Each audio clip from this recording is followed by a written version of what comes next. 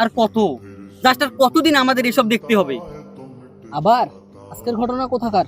আমাদের পাশের এলাকায়, ভাবা যায়? অথচ আমরা ভাবতাম আমাদের মা বোনেরা নিরাপদ জায়গায় আছে। চেনা মুখগুলোও এখন কেন জানি অচেনার হিংস্র মনে হয় যেন সবাই ওতপেতে বসে আছে। কিরে, তোরা এত সিরিয়াস কেন?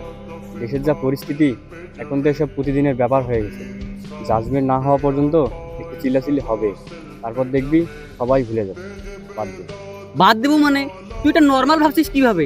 আজ পাশের গ্রামের মেয়ের সঙ্গে এটা হয়েছে বলে আজ বাদ দেবো, কাল যদি এটা তোর মা বোনের সঙ্গে হয় তখন তুই কি বলবি? বাদ দে।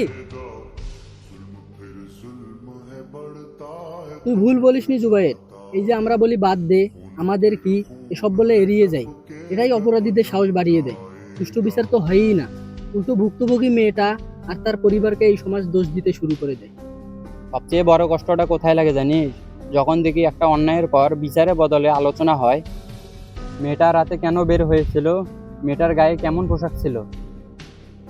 আমি আসলে ওভাবে ভাবিনি রে। আসলে আমরা শুধু ফেসবুকের পোস্ট আর রিয়েক্ট দিয়ে দায়িত্ব শেষ করে ফেলি, কোনো অ্যাকশন নেই না। কারণ আমরা তরুণেরা চুপ করে আছি। সমাজ বদলানোর দায়িত্বটা তো আমাদের ছিল, তাই না? আমরা যদি এখন সোচ্চার না হই, তবে এই অন্ধকার আমাদের সবাইকে গিলে খাবে।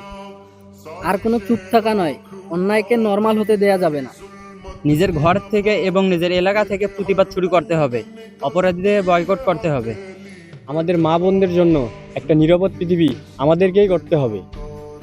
আসুন আমরা তরুণরা একসাথে সোচ্চার হই, ধর্ষকদের বিরুদ্ধে, অন্যায়ের বিরুদ্ধে এবং এই বিচারহীনতার সংস্কৃতির বিরুদ্ধে।